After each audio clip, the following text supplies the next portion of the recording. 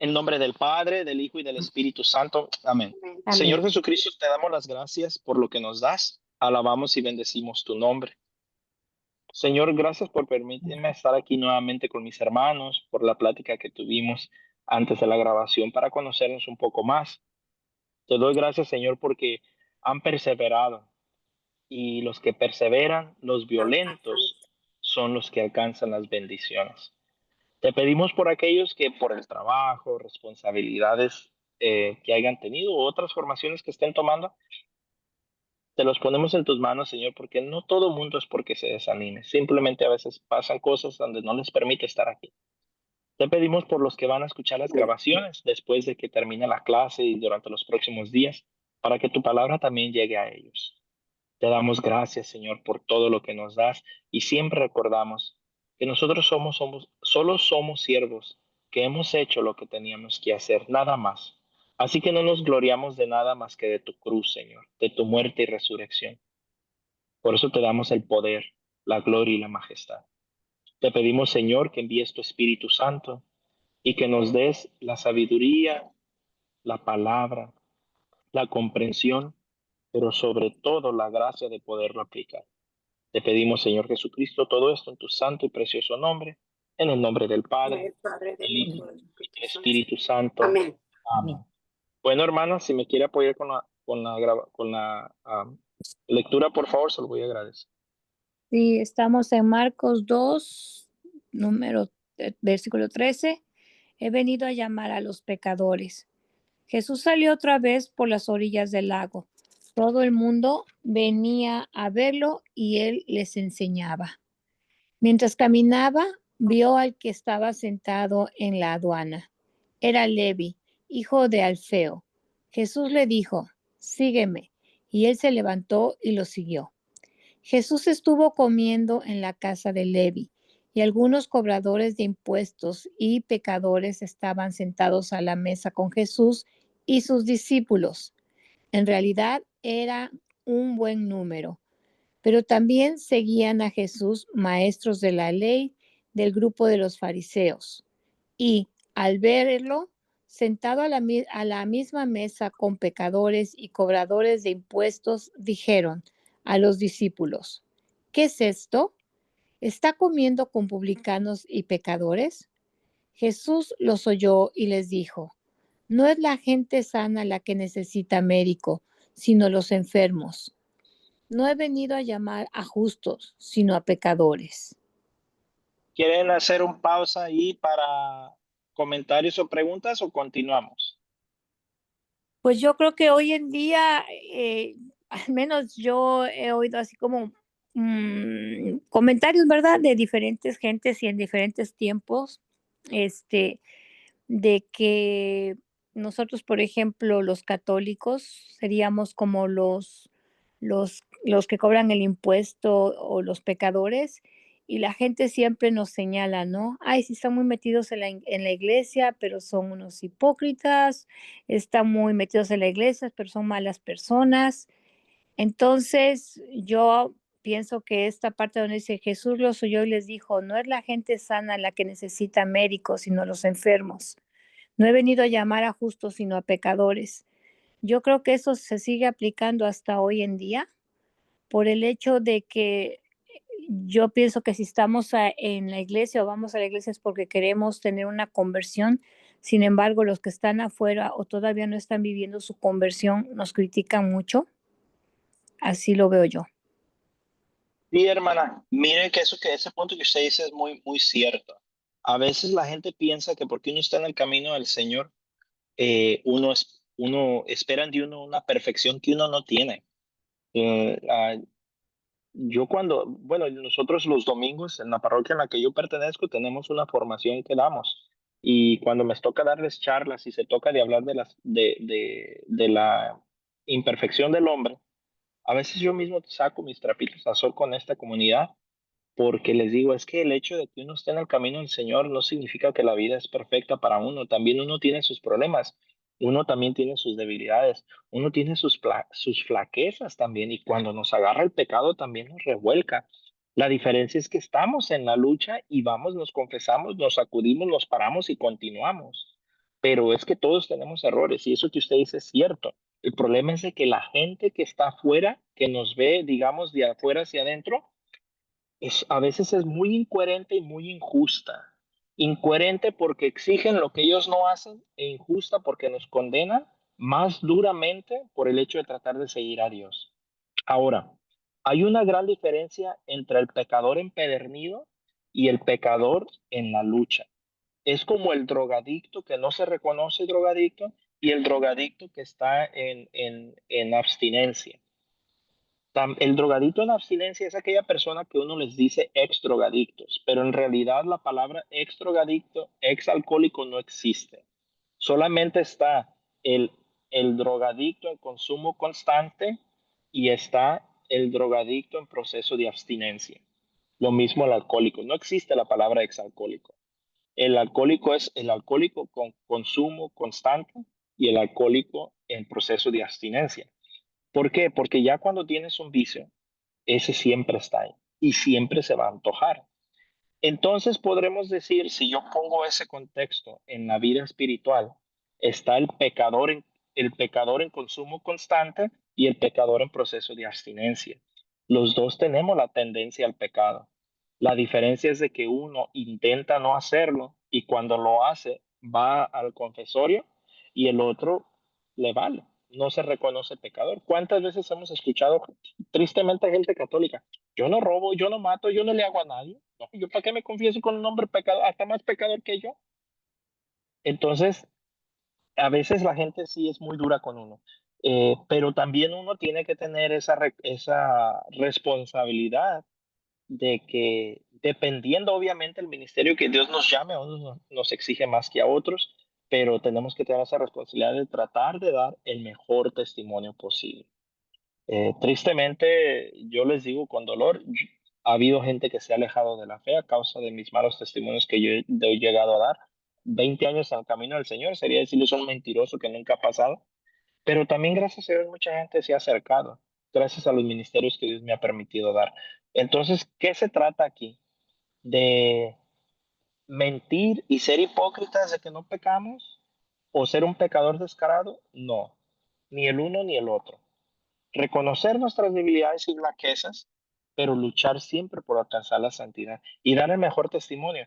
Y cuando las personas nos vengan a juzgar o a criticar, pues discernamos, a lo mejor sí es cierto, a lo mejor sí estoy siendo incoherente o a lo mejor sí estoy siendo hipócrita. Pero si no, hagamos esto. Si me pueden ver en la cámara, así miren, nos sacudimos y continuamos. Pero si sí, entonces reconozcámoslo y hagamos los cambios que tengamos que hacer.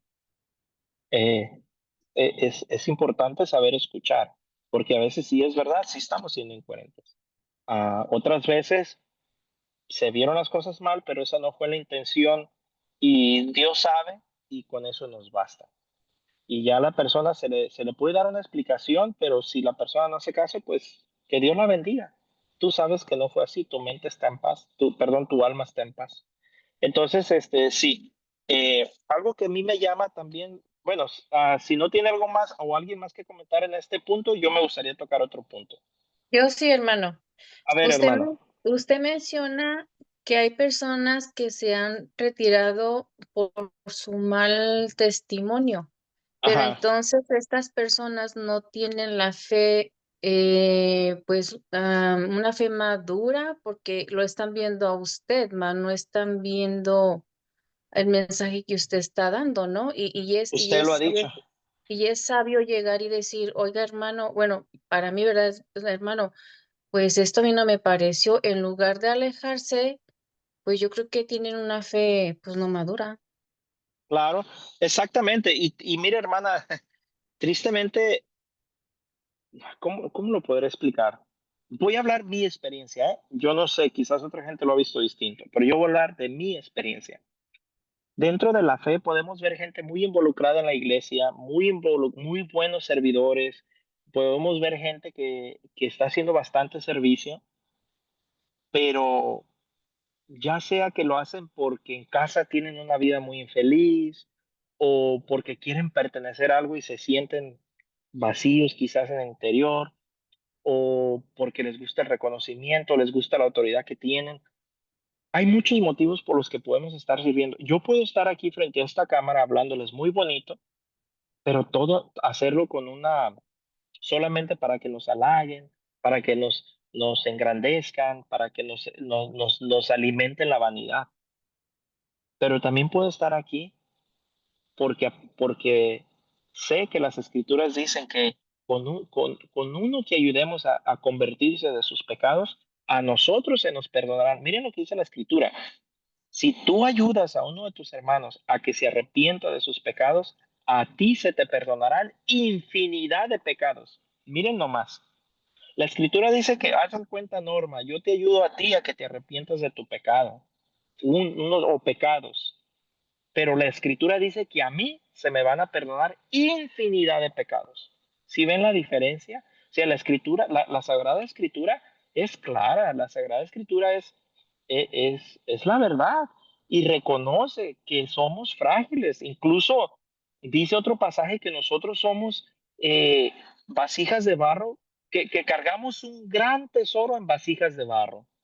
Nosotros somos las vasijas de barro porque somos frágiles, pero el evangelio que traemos, el ministerio, cada quien de nosotros, diferente que traigamos, es de gran valor. Pero volviendo a lo que decía mi hermana, hay muchas personas que pueden estar en este servicio, pero mi experiencia, un paso serio a decirle al Señor, Señor, te seguiré hasta la muerte, no es tanta gente. A decir un sí radical, a decir, Señor, desde hoy mi vida te pertenece. Pase lo que pase, Señor, esté en pecado o no, esté enlodado en la basura y la porquería o no, siempre lucharé por estar aquí, no alejarme, porque sé que tú me lavarás cuando llegue el tiempo preciso. Gente así, hermanos, créame, yo en mi experiencia no es tanta. 1 de cada 10 católicos. Y podemos ver gente muy servidora, pero a veces son otros motivos. No vamos a andar juzgando a todo el mundo porque uno no sabe el corazón, pero yo mi experiencia en los 20 años que he tenido, esas personas que le den un sí radical al Señor, no son muchas, no son muchas. Entonces, por eso dice la escritura, largo y ancho es el camino a la perdición, y angosto y pequeño el camino a la salvación, y pocos son los que entran en ella. Entonces, esta es una realidad. Ahora, ¿esto es para que nos dé miedo, nos decepcionemos de toda la iglesia? No, no se trata de eso. Se trata de que estemos alertas porque nos puede pasar. Nos puede pasar. A mí me pasó hace muchos años cuando yo empecé a predicar en la diócesis de la que yo venía. Pues yo empecé a predicar que yo diría como los 23 años más o menos.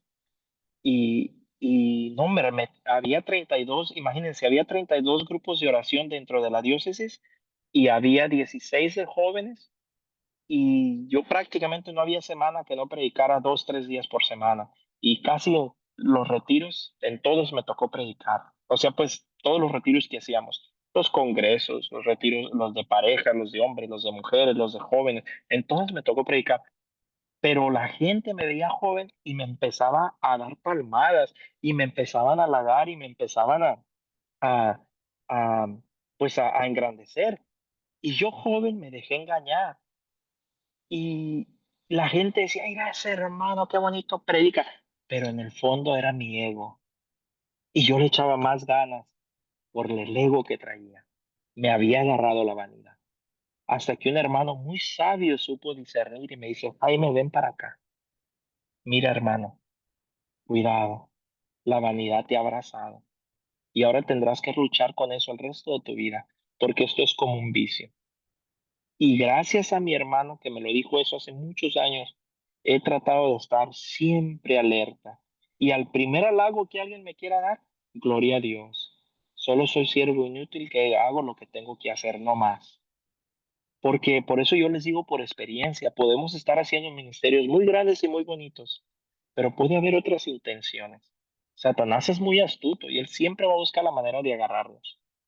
Entonces, a veces, qué malos testimonios. Tampoco ha sido, digamos, que hice algo, ¿cómo les diré? O sea, Miren, hay gente que tiene la débil tan fe, como usted dice, hermana, y tan inmadura, que a mí me llegó a ver gente que me reclamó porque me vieron en una tienda y yo no los saludé y que les pasé por un lado.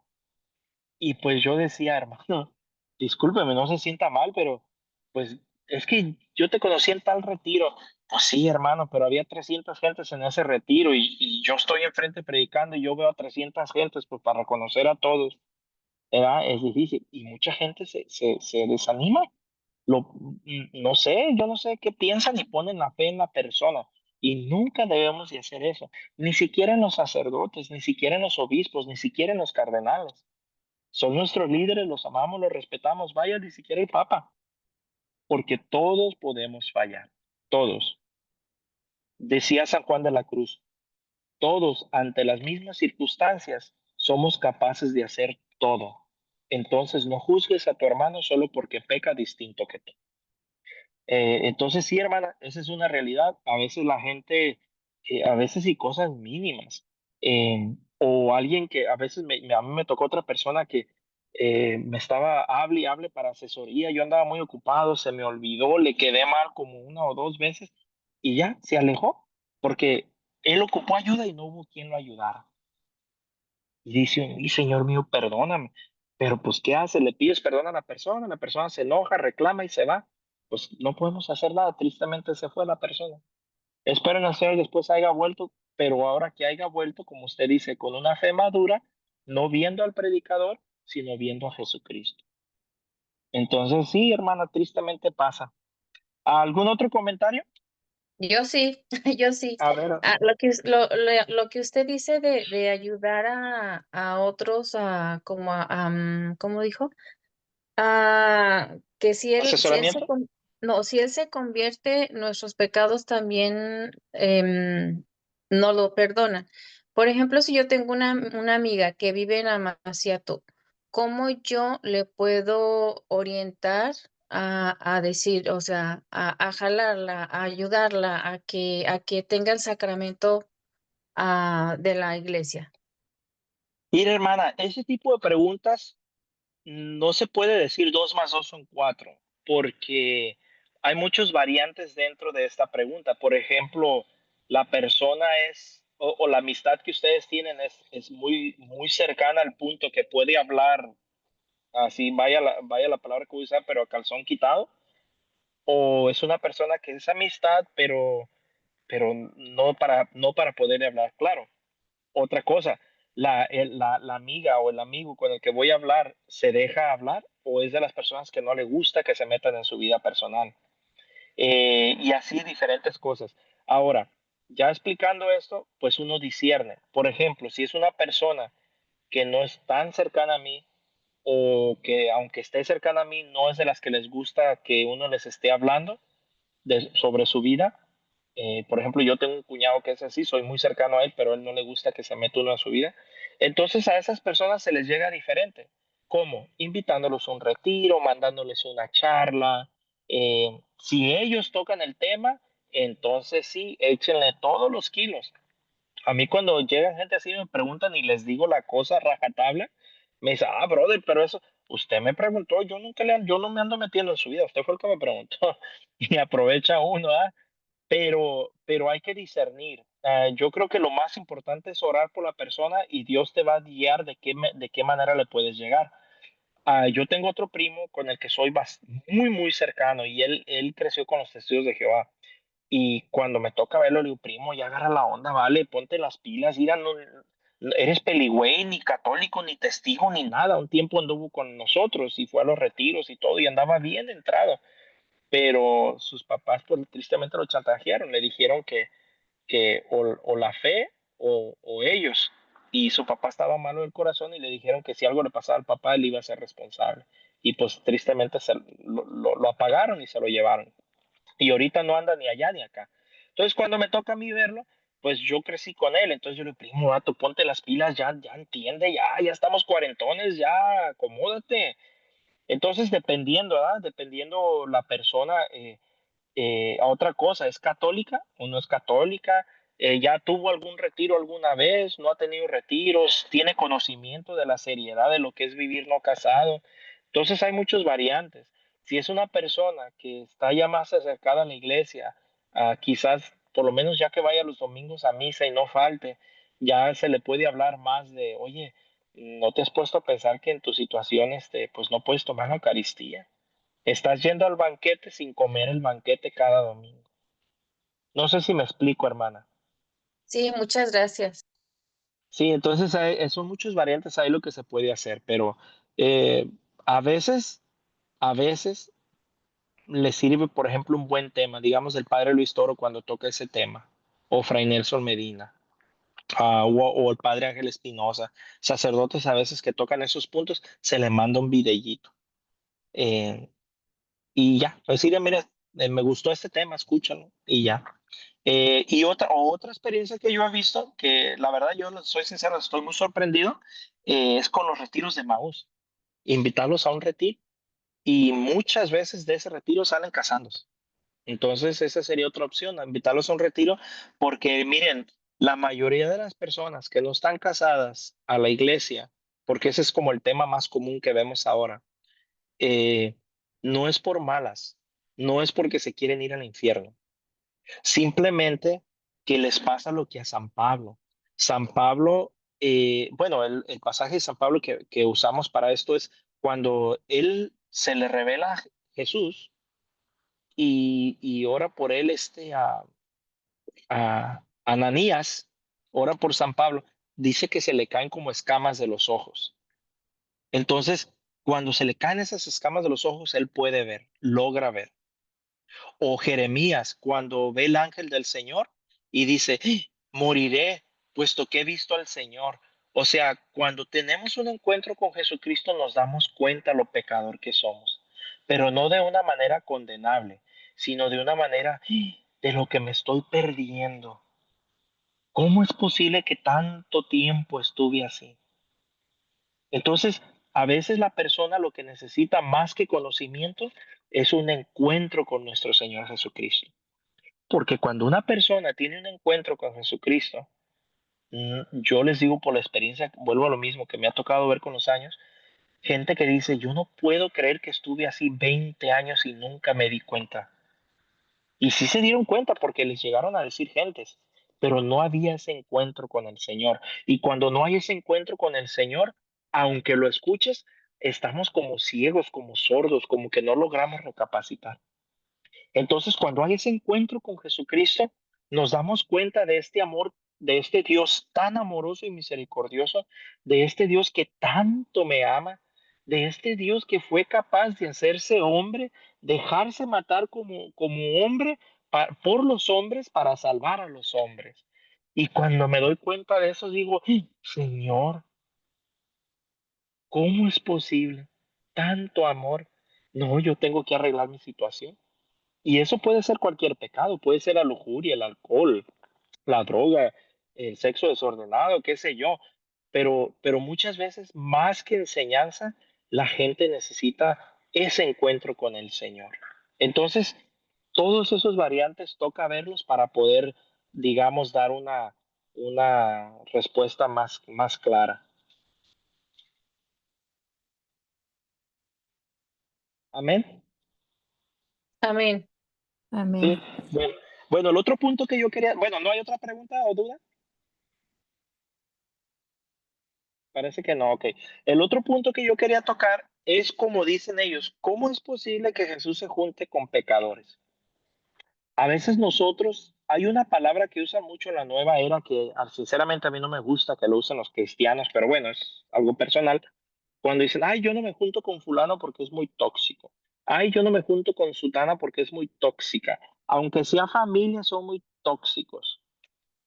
Si nosotros quitamos la palabra pecadores y le ponemos tóxicos, los fariseos pasaron a decir lo mismo.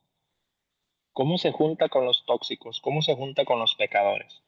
Y a veces nosotros cometemos el grave error de alejarnos de la gente pecadora. Bueno, aquí voy a hacer un paréntesis. Si yo llevo mi proceso de conversión y todavía no estoy lo suficientemente fuerte espiritualmente para hacerlo eso, sí es mejor que te alejes de esos que te llevan al pecado. Pero ya cuando lleva una madurez espiritual, uno no se puede alejar de esa gente, al contrario.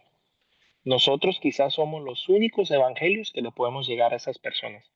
Miren, yo les voy a dar un testimonio para la gloria de Dios. Yo en 20 años nunca salí con nadie que no fueran mis hijos o mi esposa. Y un primo mío que lo asesoré un tiempo porque pasó por una situación muy difícil, él ha sido ateo de hueso colorado, al punto que por la confianza que nos tenemos, decía, no, primo, aléjate de eso, eso de Dios es para la gente, para la gente cobarde, que no puede con sus problemas de la vida y tienen que buscar una divinidad para poder sobrevivir. Eso, primo, no vale.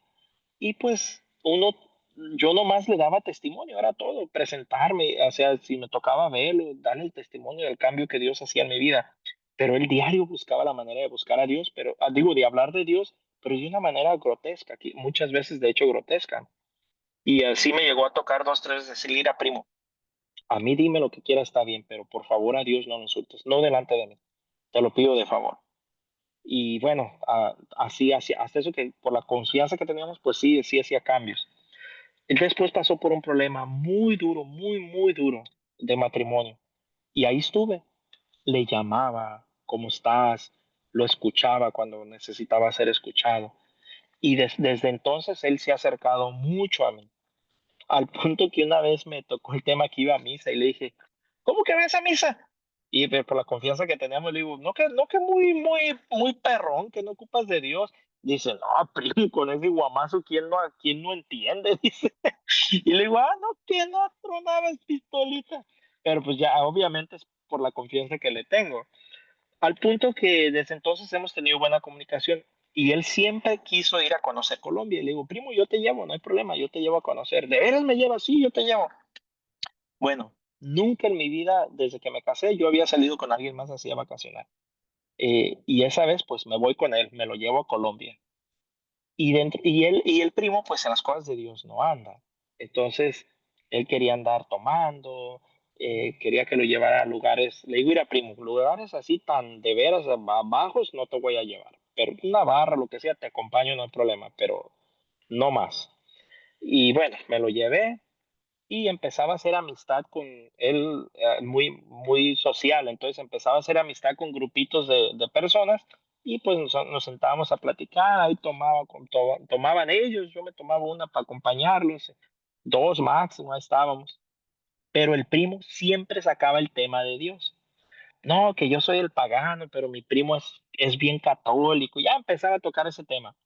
Pues en dos ocasiones diferentes, en un lugar donde tú nunca pensarías que la palabra de Dios va a llegar, dos personas bueno, una persona en un lugar y otra persona en otro, tocó que estaban necesitadas.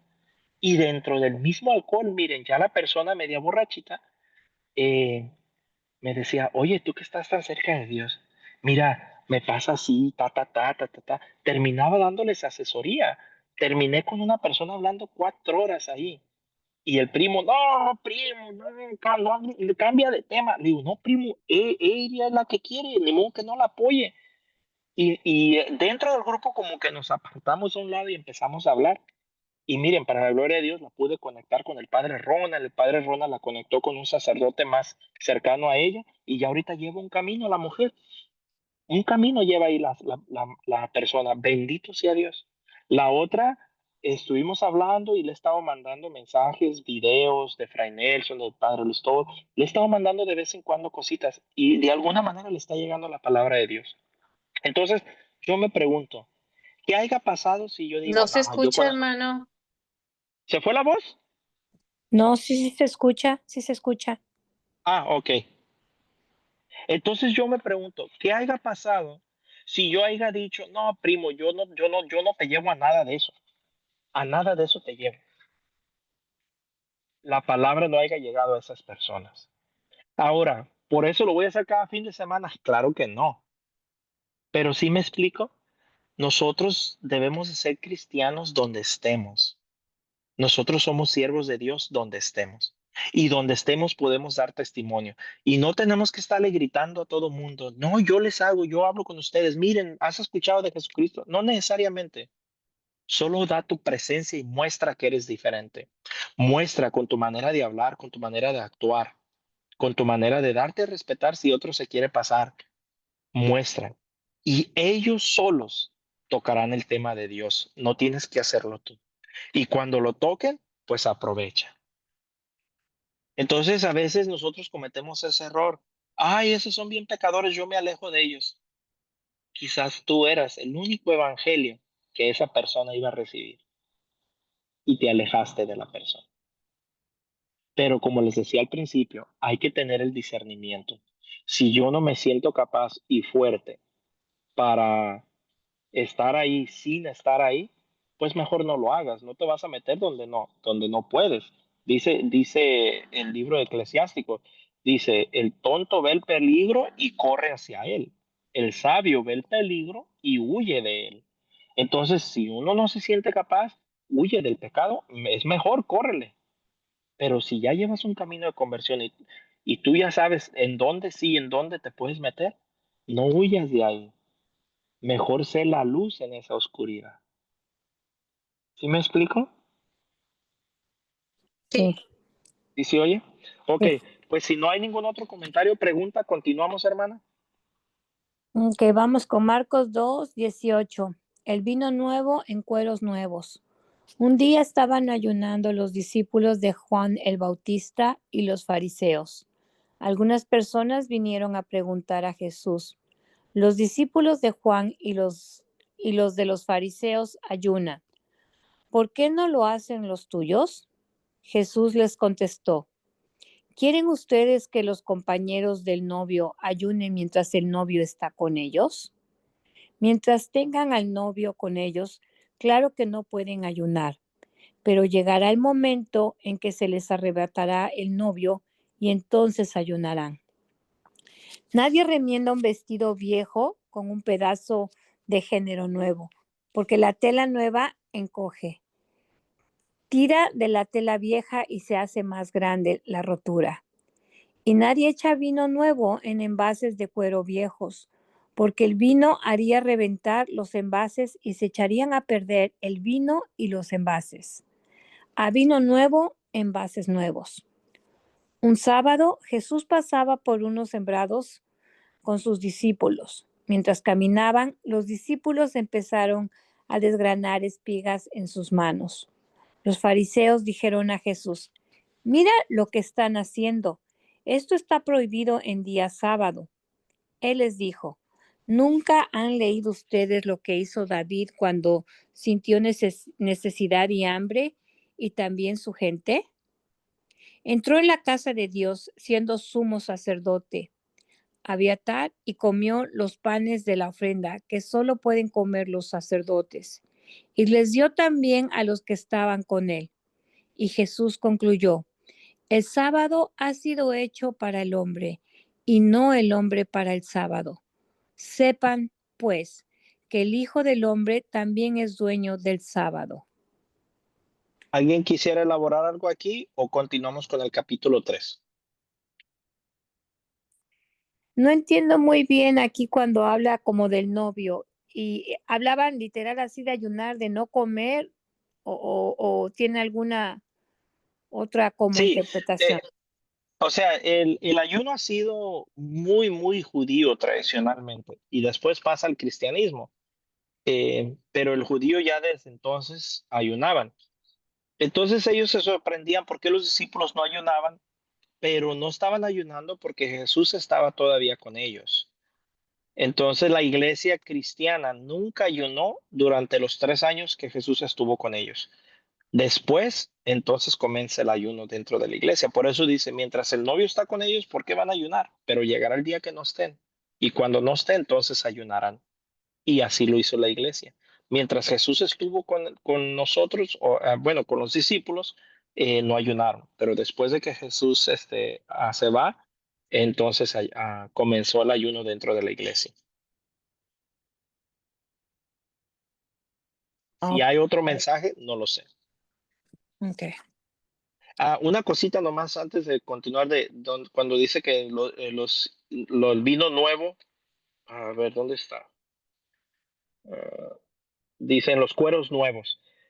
¿Alguien entiende qué significa que dice, nadie arregla un vestido viejo con un remiendo de la tela nueva, porque el remiendo nuevo encoge y rompe el vestido viejo y el desgarro se hace mayor? Ni tampoco se echa vino nuevo en cueros viejos, porque el vino nuevo hace que reviente los cueros y se pierde tanto el vino como los cueros. Por eso hay que echar el vino nuevo en cueros nuevos. ¿Alguien entiende este concepto que se refiere a nosotros?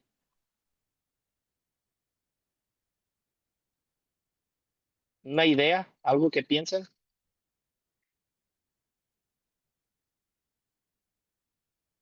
Ok, miren, ¿a qué se refiere eso para nosotros?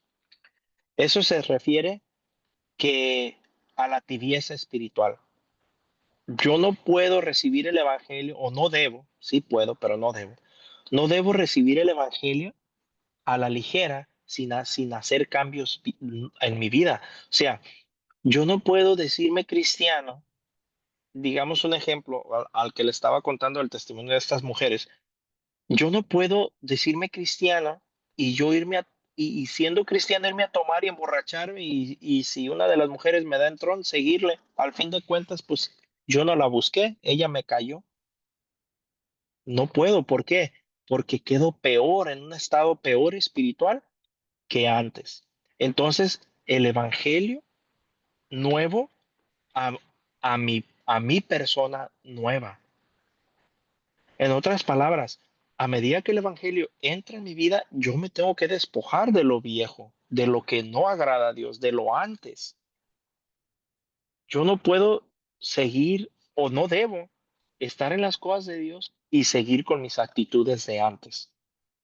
Si yo antes era mujeriego, hoy no. Si antes era ratero, hoy no. Si antes era mentiroso, hoy no.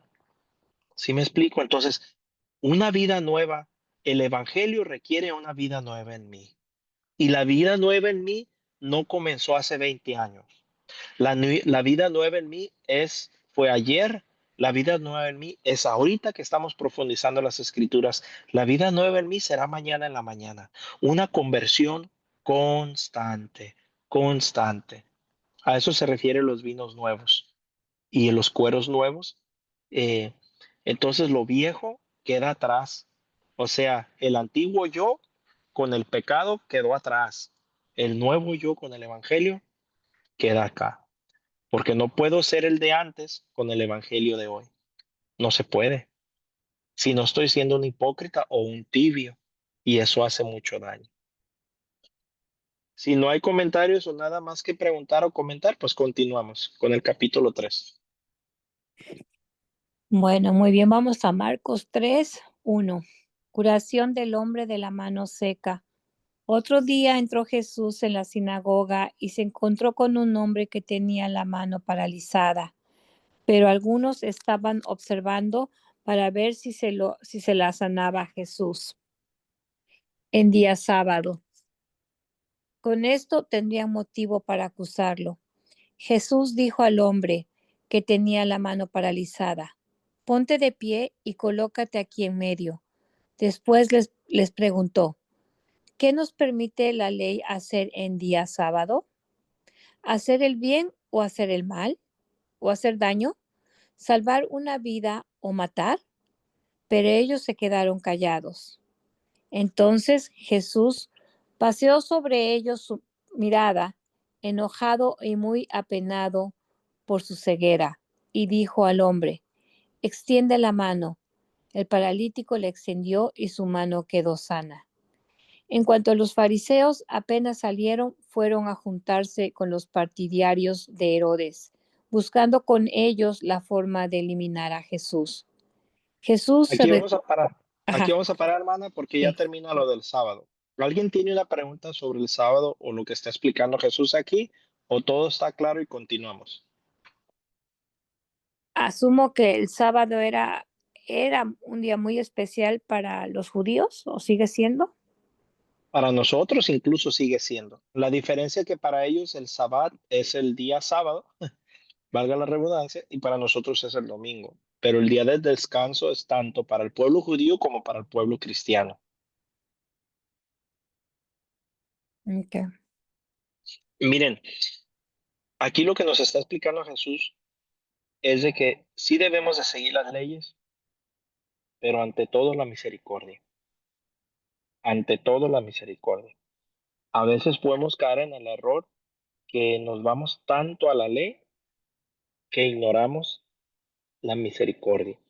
Es más importante el hombre que la ley.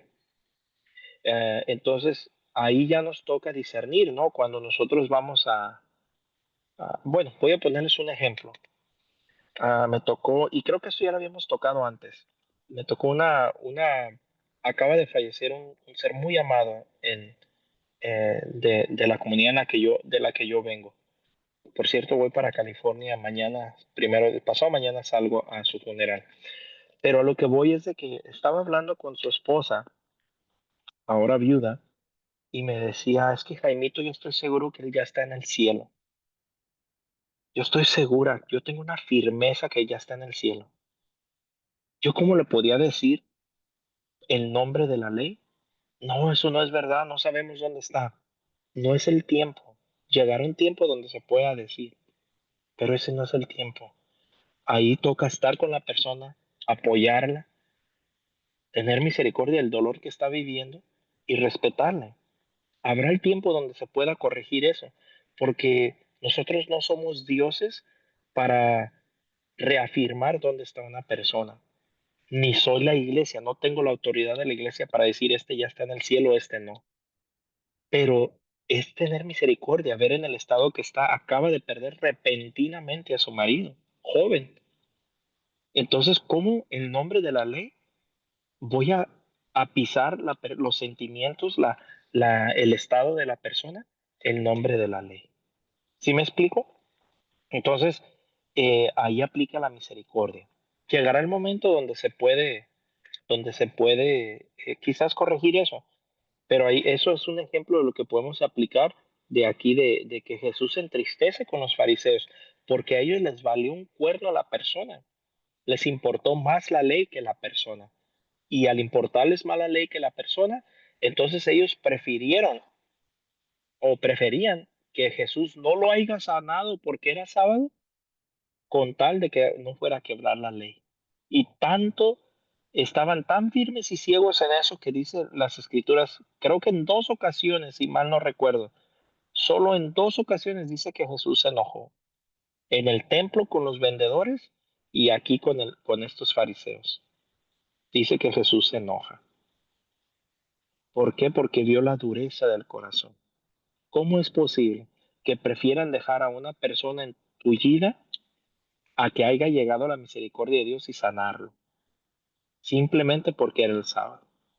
Entonces, esto es para nosotros eso, ¿no? Tener ante todo la misericordia. Y al menos que sea una blasfemia, sea algo muy, muy grave, pues bueno, el Señor nos guiará, pero ante todo la misericordia. Si no hay que comentar o preguntas, continuamos. Yo sí, hermano. Entonces, Sí, hermana. cuando una persona fallece, tendemos a decir, ya está en el cielo, como usted menciona. ¿Cómo decir, o cómo dar ese pésame? Porque usualmente también se dice, te acompaño en tu dolor, o cómo. Bueno, yo hace poco se murió una persona y si alguien dijo que ya está con Dios y yo nada más puse que Dios tenga misericordia, no, que Dios tenga piedad de su alma. ¿Es correcto o no? Sí, hermana, de hecho eso es lo correcto. Miren, por ejemplo, yo a mí con esta hermana, yo nunca le dije, yo nunca le dije, ay, hermana, qué desgracia, lo siento. Y hermana, te acompañamos en tu dolor. O, ay, hermana, no sé, las palabras que usan cuando alguien muere. No, porque esta hermana, ella ya tiene también, ella tiene, si no es que el mismo tiempo que yo, un poquito menos, pero también ya lleva sus casi 20 años en el camino de Dios. Entonces, y aparte, pues estamos muy cercanos. Entonces yo nomás le hablé para decirle, hermana, estamos en oración, ánimo, recuerda que nosotros los cristianos, aunque duele la partida de un ser amado, tenemos la esperanza de la resurrección. Ánimo, hermana, acuérdese lo que dijo San Pablo, que para mí la vida es Cristo y la muerte una ganancia. Ánimo y fortaleza, hermana. Recuerde que, cómo le dije? Recuerde que la esperanza es de que se van a ir, miren, la esperanza es que se van a ir al lugar que nosotros nos queremos ir. Pero no que, ay, hermana, lo siento, mira, hermana, qué pena, qué desgracia. No, porque esa no es una desgracia. La desgracia es que que una persona muere en pecado mortal. Esa sí es una desgracia. Pero un cristiano que está luchando, su muerte no es desgracia, es una ganancia. Eso no significa que no podemos sufrir por la persona. Hasta Jesús lloró por Lázaro, pero no es desgracia. Ahí tenemos un concepto equivocado de los católicos. Ahora, si esta persona no está tan cerca de Dios, pues sí, tiene que ser uno más compasivo. Uno obviamente no le vas a hablar así a una persona que no tiene un camino con Dios, porque no lo va a entender, te va a tomar como insensible, como insensato, y en cierta manera sí es ser insensible, insensato. Entonces, vuelvo, como decía hace rato, hay muchos contextos y hay que ver la realidad de la persona. Yo creo que es bien importante nosotros, ante toda decisión, tener los ojos bien abiertos y ver todo el contexto, no solamente Dios dice esto y tas, no, yo cometí ese error muchas veces, no. Hay que ver la realidad de la persona, su realidad en la que él está o ella está. Y dependiendo de todo esto y obviamente dejarse guiar por el Señor, entonces Dios nos dará la respuesta apropiada para la persona. Pero decirle a la persona, que la dejamos a la misericordia de Dios o la abandonamos a la misericordia de Dios o oremos por la persona para que donde quiera que se encuentre, esperemos y se encuentre en la gracia de Dios. No, hermana, no, eso no es malo, al contrario, nosotros no deberíamos de decir, eso es incorrecto, decir, ay, fulano ya está en el cielo, no, solamente bueno, una persona y una identidad puede decir eso. Dios que lee los corazones y la iglesia que tiene la autoridad para atar y desatar. Ellos sí tienen la autoridad, la iglesia sí tiene la autoridad para decir San Francisco de Asís ya está en el cielo. El Padre Pío de Pietrelcina ya está en el cielo, pero nosotros no. Y miren, esto se ve como algo simple, pero trae una gran verdad detrás de ello. Un ejemplo, si yo digo con firmeza que mi papá, un ejemplo, Dios no quiera, pero el día que el Señor mande llamar a mi papá, cual no Dios quiera, pues eso va a llegar, es normal. El día que mi padre parta al cielo, si yo digo y yo creo y tengo la seguridad que mi papá ya está en el cielo, entonces tengo la necesidad de orar por mi papá. ¿Ustedes qué creen? ¿Para qué voy a orar por él si ya está en el cielo? Exacto, no, ya no. Ya no. No tengo por qué orar. Yo no voy a orar por la salvación del Padre Pío. Yo ya sé que el Padre Pío está en el cielo. Todo lo contrario. Voy a orar para que interceda por mí. Más bien voy a orarle al Padre Pío para que interceda por mí. ¿Por qué? Porque yo tengo la convicción que ya está en el cielo. Pero si yo tengo esa convicción por mi papá, para empezar, ¿yo cómo puedo leer los corazones de mi papá? Así sea mi esposa. Yo no puedo leer su corazón. Yo no sé sus intenciones del corazón. Puedo conocer a la persona, pero el interior, el corazón, ahí sí aplica lo que dice no debemos de juzgar. Yo no puedo juzgar quién está en el cielo, quién está en el infierno y quién está en el purgatorio. Entonces, como yo no tengo la firmeza de que mi ser amado está en el cielo, entonces yo tengo la necesidad de orar por mi ser amado. Yo tengo esa necesidad.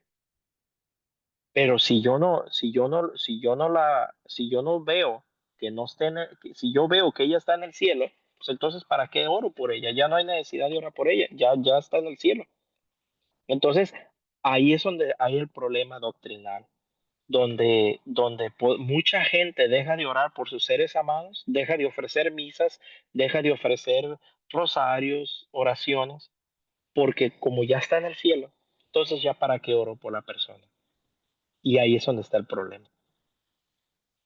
¿Sí me explico? Sí, gracias. Si no hay un comentario o pregunta, pues continuamos. Marcos 3:7. Jesús se retiró con sus discípulos a la orilla del lago y lo siguió una gran muchedumbre de Galilea, también de Judea, de Jerusalén, de Idumea, del otro lado del Jordán y de la tierra de Tiro y de Sidón. Muchísima gente venía a verlo con solo oír todo lo que hacía.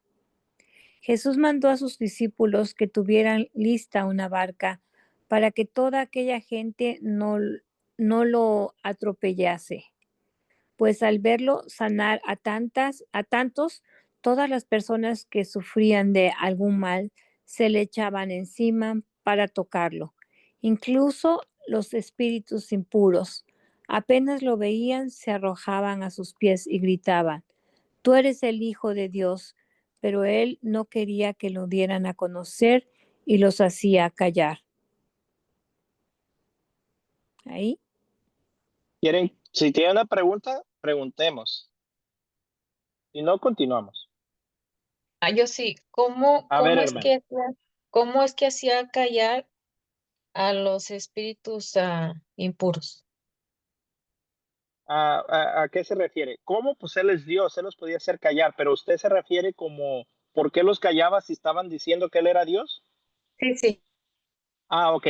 Es que miren, es, aquí voy a decir algo personal otra vez. Ah, Dentro del ministerio al cual yo pertenecía, por muchos años me tocó escuchar muchas cosas, me tocó ver muchas cosas. Nosotros atendimos a naciones, opresiones, liberaciones de personas. Y cuando veíamos que era exorcismo, se los pasábamos ya al sacerdote, porque eso ya no lo podía hacer uno. Pero a lo que voy es de que a veces yo me tocaba ver personas que se metían mucho mira que en este exorcismo Satanás dijo que la iglesia, que la Eucaristía es verdadera. Mira que en este proceso de sanación, el espíritu que estaba oprimiendo a la persona dijo que la Virgen María era poderosa. Y la gente se cautivaba y se admiraba por esto. Y lo veían como una afirmación para creer en la Eucaristía o creer en la Virgen María. Y sinceramente, hermanos, Jesús lo condena. Satanás es el padre de la mentira. Por lo tanto, nunca podemos tomar afirmaciones de Satanás, así sean cosas de Dios, porque él es mentiroso. No sabemos cuál es su intención por la cual nos lo está diciendo. A veces lo hace o permite estas cosas porque es de la manera que hace que la gente se meta más y más a cautivarse y a fascinarse con las manifestaciones del diablo. Y tampoco eso es bueno porque puede entrar una obsesión. Entonces Jesucristo, a pesar de que estos demonios estaban diciendo que Él era el Hijo de Dios, Jesús los calla porque no tiene que ser el mal el que evangelice, sino que tiene que ser nosotros los cristianos, el bien, la luz. La oscuridad nunca puede dar luz. Entonces, es por eso que Jesús en ese momento los calla, para que no, o sea, el mal no se le puede confiar, vaya. No sabemos por qué intención lo está diciendo. ¿Sí me explico? Esa es como la Sí, explicación que se me viene ahorita más pronta. ¿Aló? ¿Sí se oye? sí, sí, sí, sí, es que Ok. sí. Entonces, si no hay más que comentar ahí o pregunta, continuamos. Mateo 3:13. Los 12 apóstoles de Jesús. Jesús subió al monte y llamó a los que él quiso, y se reunieron con él. Así instituyó a los 12, a los que llamó también apóstoles, para que estuvieran con él y para enviarlos a predicar, dándoles poder para echar demonios. Estos son los 12: Simón, a quien puso por nombre Pedro; Santiago y su hermano Juan, hijos de Zebedeo, a quienes puso el sobrenombre de Boanerges, es decir, hijos del trueno; Andrés, Felipe, Bartolomé, Mateo, Tomás, Santiago, el hijo de Alfeo, Tadeo, Simón el cananeo y Judas Iscariote, el que después lo traicionó. Hermana, aquí vamos a hacer una pausita rápida, si me Sí. permite. ¿Recuerdan que yo les dije que cada que mencionaran la lista de los apóstoles o mencionaran a los apóstoles, siempre iba a salir uno primero? Pedro. Siempre ustedes van a ver que Pedro sale por primero en la lista cuando se menciona a los apóstoles. ¿Por qué? Porque Pedro es el cabeza de la iglesia. Otra cosa que quiero tocar el tema aquí. Yo no sé si algunos de ustedes han tenido conversaciones con los hermanos protestantes de que la Virgen María tuvo más hijos. Y una de las cosas que dicen que Santiago era hermano de Jesús. Y podemos ver claramente que eso no es verdad, porque aquí pone Santiago y su hermano Juan, hijos de Zebedeo. Ahí ya está un Santiago que dice que su papá es Zebedeo. Y sin embargo, el papá de Jesús fue San José. Y más abajo vuelve a mencionar otro Santiago, dice a Felipe, Bartolomé, Mateo, Tomás y Santiago, hijo de Alfeo. Entonces el otro Santiago, su papá era Alfeo. Así que podemos ver que Santiago no puede ser hermano de Jesús. Eso es nomás por, por el punto que se está tocando. Y en otras habla de los demás, quiénes fueron sus papás o su mamá, porque creo que dicen que también a ver, déjame acuerdo. Creo que Juan, no, a ver, Simón. Andrés me parece que era otro que decían que era hermano de Jesús. Pero lo podemos, más adelante vamos a ver quién dice quién es el padre de Jesús. Pero solamente quería poner estos puntos para que los recordaran. Cuando hable de la lista de los apóstoles, San Pedro siempre saldrá en primer lugar. Y esto en la Biblia nos está diciendo que él era el primero entre los apóstoles. Puede continuar, hermana, si no hay preguntas o comentarios. Ok, entonces Marcos 20, el pecado contra el Espíritu Santo. Vuelto a casa, se juntó otra vez tanta gente que ni siquiera podían comer. Al enterarse sus parientes de todo lo anterior, fueron a buscarlo para llevárselo, pues decían, se ha vuelto loco. Mientras tanto, unos maestros de la ley que habían venido de Jerusalén decían, está poseído por Belzebú, jefe de los demonios, y con su ayuda expulsa a los demonios. Jesús les pidió que se acercaran y empezó a enseñarles por medio de ejemplos. ¿Cómo puede Satanás echar a Satanás? Si una nación está con luchas internas, esa nación no podrá mantenerse en pie. Y si una familia está con divisiones internas, esa familia no puede subsistir. De igual modo, si Satanás lucha contra sí mismo y está dividido, no puede subsistir y pronto llegará a su fin. La verdad es que nadie puede entrar en la casa del fuerte y arrebatarle sus cosas si no lo amarra primero. Entonces podrá saquear su casa. En verdad les digo, se les perdonará todo a los hombres, ya sean pecados o blasfemias contra Dios, por mucho que sean. En cambio, el que calumnie al Espíritu Santo no tendrá jamás perdón, pues se queda con un pecado que nunca lo dejará. Y justamente ese era su pecado, cuando decían, está poseído por un espíritu malo. Aquí vamos a hacer una pausa, porque hay varios puntos que tocar. Pero me gustaría primero, ¿alguien tiene una duda o comentario? A mí me impacta un poco donde dice está poseído por un espíritu malo. Okay. ¿Qué es lo que más le impacta? ¿De que se atreven a decir eso de Jesús? Ujú, sí, donde dice el que calumnie al Espíritu Santo no tendrá jamás perdón. Ujú. Es un punto bueno que es el que quiero tocar. Ujú. El primero que usted dice de que le impacta que se atrevan a hablar, a ofender así a Jesús. Mira, hermana, esto lo podemos ver hoy. Yo he tenido bastantes debates con pastores, con protestantes de diferentes denominaciones, y es tanto su ceguera que por más que les expliques, prefieren mejor ofender y buscarle el lado oscuro a las cosas, aunque no lo tenga, que aceptar que la Iglesia Católica es la Iglesia de Cristo. A mí me han llegado a decir, una persona me llegó a decir, y fue el último debate que tuve con esta persona porque dije, es que esto es hacerle daño.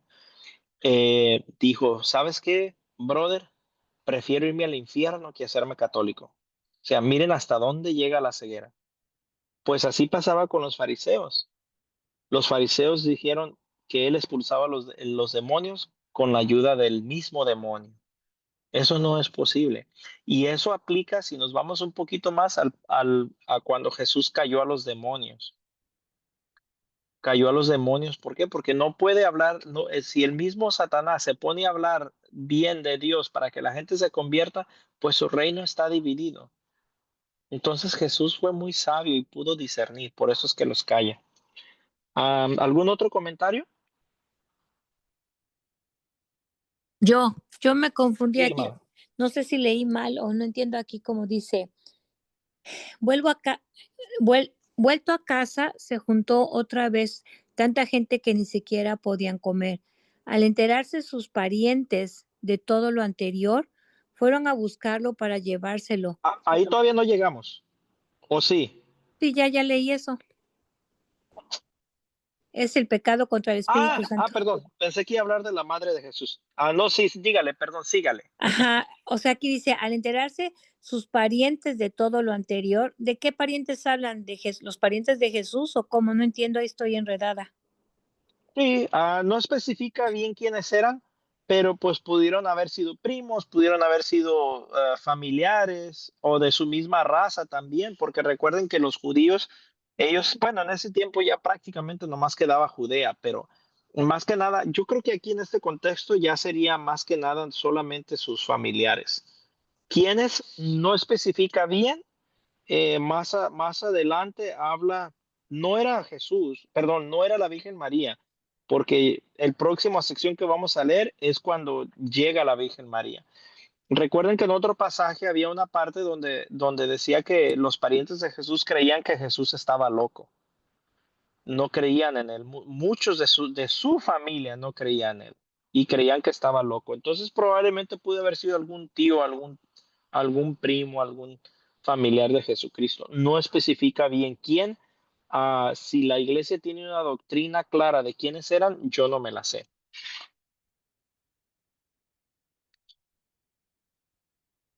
Pues aquí dice, mire, pues decían que se había vuelto loco. Entonces, esa era la parte que yo no sé, me la brinqué, no la había visto. Entonces, pero no especifica qué parientes eran. Ok, porque ahí me confundí y dije, ¿de qué parientes hablan? ¿De los parientes de Jesús o de los apóstoles o de qué No, parientes? aquí dice que eran parientes de Jesús. Dice, cuando lo supieron los parientes de Jesús, fueron a llevárselo, pues decían que se ha vuelto loco. O es que aquí en la mía nada Entonces, más dice, al enterarse sus parientes de todo lo anterior, fueron a buscarlo para llevárselo. Pues decían, se ha vuelto loco, pero no dice de ajá. Jesús. No, aquí sí dice los parientes de Jesús. Ok. Entonces, eran parientes de Jesús, pero quiénes específicamente no dice la escritura. Pero esto es para que nosotros nos sirva de ejemplo. Todo lo que la Biblia tiene no lo tiene por tenerlo, sino que tiene un mensaje para nosotros. ¿Cuánta gente de nuestra familia piensan que porque empezamos a seguir el camino de Dios, estamos locos, que somos fanáticos? Perdón, que se nos ha aflojado un tornillo. Entonces, si a Jesús le pasó, conti más a nosotros. Yo voy a decir algo que siempre he dicho.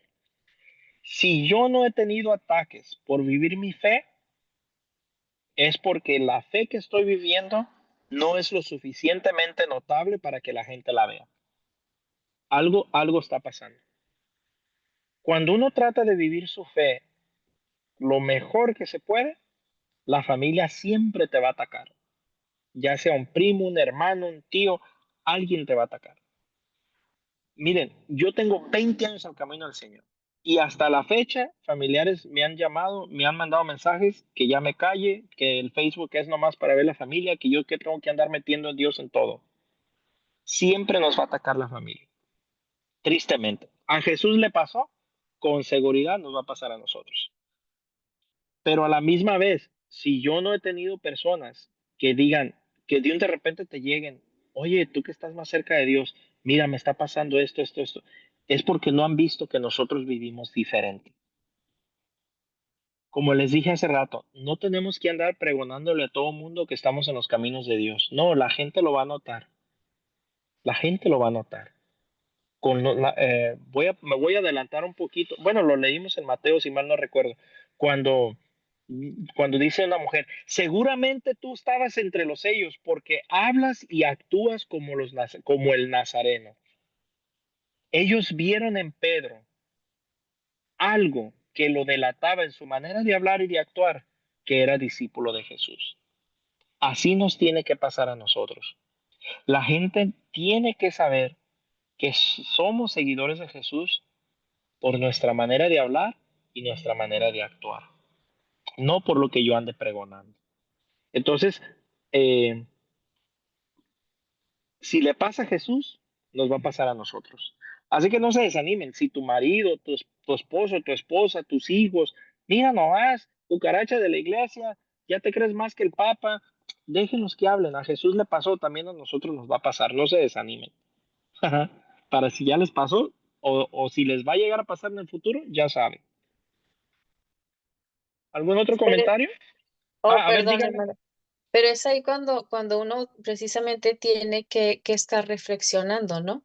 Que si estoy yendo a misa, o sea, se tiene que notar ese cambio para que mi familia diga, pues, ¿qué le está pasando a mi mamá? En este caso, mi hijo, Ujú. pues, ¿qué te está pasando? Bueno, es que ya no discuto con él y aplica como que con el demonio no se discute, ¿verdad? Dicen que cuando Sí, alguien se pone muy aferrado y muy terco, pues retírate y ya te vas tú en paz y la persona ya se queda, ¿no? sí, no, sí, tiene bien la razón. Eh, perdón, nosotros con mi esposa, eh, a veces cuando había una diferencia o había un problema, mi esposa tenía la costumbre de estar como cuchillo de palo, tar y tar y tar y tar.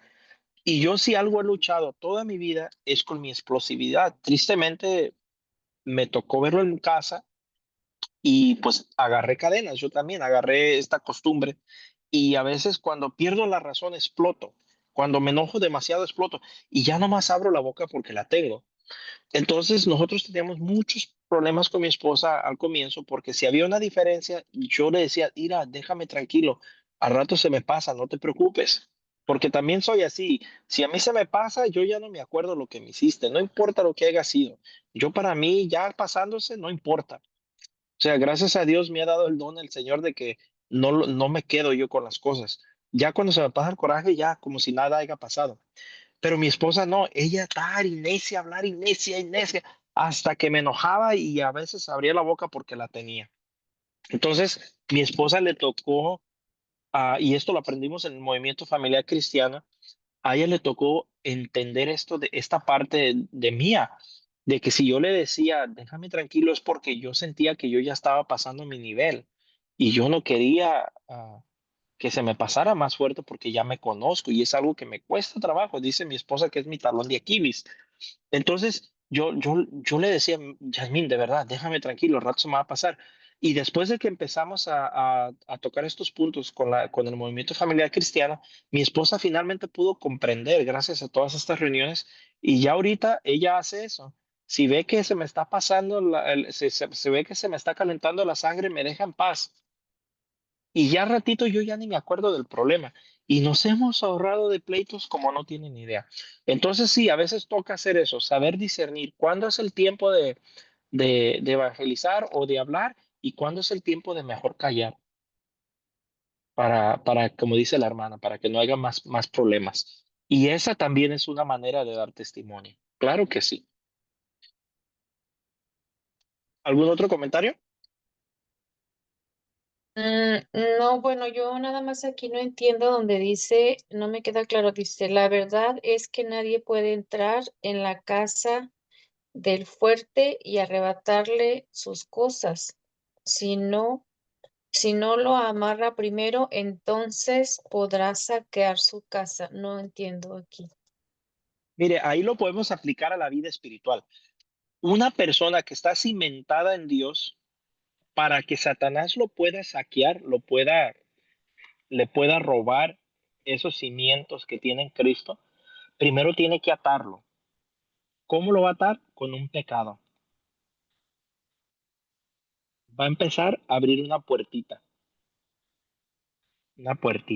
Por ejemplo, por decirlo así, ¿qué es lo que es algo que es una epidemia ahorita en los tiempos que estamos? Una persona casada está en las cosas de Dios y miren, yo lo he visto, por eso se los comento. Está en las cosas de Dios, está firme en Dios, pero resulta que se encontró una exnovia de hace muchos años en el Facebook y le da la tentación de ver cómo le ha ido en la vida y empieza a hojear su página. Y dentro de esa ojeada ya no solamente se acordó de ella, sino que empezó a recordar los sentimientos que había, las cosas que vivieron, las cosas que pasaron. Y después resulta que empieza quizás a hacerle un like. Después le hace que le pide que sea amiga. Después se empiezan a hacer más likes, se empiezan a seguir. Después empezaron a saludar. Y cuando menos piensan ya están involucrados. Se dejó atar esa persona. Abrió una puerta que nunca debió haber abierto. Nunca. Una persona, yo estoy poniendo este ejemplo porque, créanme, lo he escuchado mucho. Después del Facebook, esto se hizo epidemia. Entonces, no debemos de abrir puertas. La que sea, yo por poner este ejemplo, pero cualquier puerta no debemos de abrirlas. Porque una vez abierta, nos puede atar y entonces nos tumbará Satanás. Pero si estamos fuertes en el Señor, no nos va a tumbar, es muy difícil. Pero si empieza a abrir puertitas y nosotros las empezamos a dejar abrir cada vez más y más y más y más, entonces llegará el momento donde nos debilitará y nos podrá amarrar y caeremos. A eso es un ejemplo más o menos a lo que está aquí, al pasaje este. Eso es como decimos una exégesis. ¿Cómo actualizamos ese pasaje en nuestra vida? Esta es una manera de actualizarlo. Muchas gracias. Claro que sí, hermano. Bendiciones. ¿Algo más o otro comentario? Nos quedan 4 minutitos ya. Entonces, una pregunta más. ¿Cómo ve, hermano, si terminamos el capítulo, el de 3 y ya para empezar dentro de 8 días el 4? ¿Ya no es mucho? ¿Os cree que haya mucho que podamos hablar de la última parte? ¿Sabe qué, hermana? A ver, Sinceramente, yo preferiría hacer la madre y los hermanos de Jesús. ok, ah, la próxima clase. y por la razón de que sí quiero tocar unos puntos aquí Ok, detallados. ok, Porque esto es algo que aquí cuando la gente lo lee, incluso el protestante lo usa mucho. Ya ven que la Virgen María tuvo más hijos y les restregan ese pasaje en la cara. Entonces, sí preferiría mejor dejar. De hecho, ahorita que me recuerdo, voy a tener mis apuntes para tenerlos a la mano para ok. tocar este tema, porque yo creo que ahí sí nos vamos a tardar un ratito. Mejor lo que sí voy a hacer, aunque nos pasemos un poquito, si no les molesta, es donde dice que, eh, ¿dónde está? La acción contra Jesús. ¿Se me pasó? Ah, donde dice, les aseguro que Dios dará su perdón a los hombres por todos los pecados y todo lo malo que digan, pero el que ofenda con sus palabras al Espíritu Santo nunca tendrá perdón, sino que será culpable para siempre. Eso es bien, bien. Yo cuando lo escuché decía, ay Dios mío santo, no me permitas jamás blasfemar contra el Espíritu Santo. Mucho cuidado con blasfemar con el Espíritu Santo. Miren qué blasfemias. Por ejemplo, esa, que Jesús expulsaba a los demonios por medio de Belcebú. Pero ¿saben qué blasfemias a veces nosotros podemos decir, o la gente a veces dice? Eh, ese pecado no tiene perdón de Dios. Y a veces lo decimos tan simple. Claro, para que esto se convierta en una blasfemia que no tiene perdón, necesitamos hacerlo con todo el conocimiento, libertad y voluntad. No nomás, cuando una persona lo dice en ignorancia es diferente. Pero, por ejemplo, otro, eh, el hombre no tiene poder para perdonar pecados. Cuando Cristo mismo dijo, A quienes ustedes perdonen los pecados les quedarán perdonados, y a quienes no se los perdonen, no se los perdonarán. Ahí dice el padre Luis Toro que solamente hay dos pecados que no se perdonan: ofender al Espíritu Santo y el pecado que no se confiesa. De ahí para allá todos los demás tienen perdón. Entonces, mucho cuidado. Claro, ya la persona cuando tiene conocimiento nunca lo va a decir, pero ojalá que nunca en un momento de coraje o de arranque o algo así llegase a pasar una ofensa como esa, y si pasa, vayan a hablar con un sacerdote lo más rápido posible. Pero esto es bien, a mí me da a veces mucha pena con los hermanos separados, porque con ese afán de defender sus doctrinas, a veces han llegado a blasfemar, que los sacerdotes trabajan por medio de Satanás, o que están locos, o que la confesión es algo del hombre.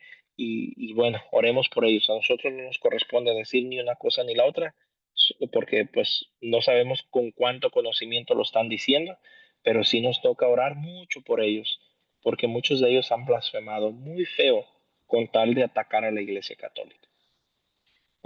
Pues si no hay pregunta o comentario, entonces ya paramos.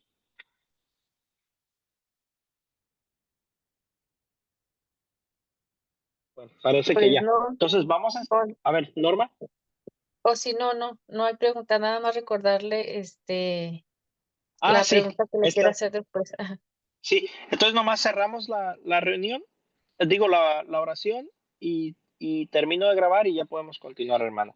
En el nombre del Padre, del Hijo y del Espíritu Santo. Amén. Señor, te damos las gracias por este tiempo que nos permitiste compartir en tu palabra. Gracias, Señor, porque leyendo la Biblia es como dejamos que la palabra nos lea a nosotros. Permítenos, Señor, adentrar en nuestro ser y poder encarnar esto que hemos aprendido hoy y reaccionar en aquellas cosas que tenga que cambiar. Señor, dame la valentía, la fuerza, la libertad, la voluntad y el deseo de decir no más. Si he descubierto un pecado en mi vida a consecuencia de lo que hemos leído hoy, decir no más. Hasta aquí tuvo fuerza ese pecado en mi vida. Y permítenos también ser valientes y sabios también y prudentes a la hora de evangelizar. Saber hacerlo, cómo, cuándo y cómo. Y Señor, cada que sintamos un llamado a la conversión, que recordemos, si no es hoy, ¿cuándo? Y si no soy yo, ¿quién? Así que permítenos, Señor, siempre ser dóciles a tu palabra. Todo esto te lo pedimos por intercesión de nuestra Madre Santísima, en el nombre del Padre, del Hijo y del Espíritu Santo. Amén. Pues voy a apagar la grabación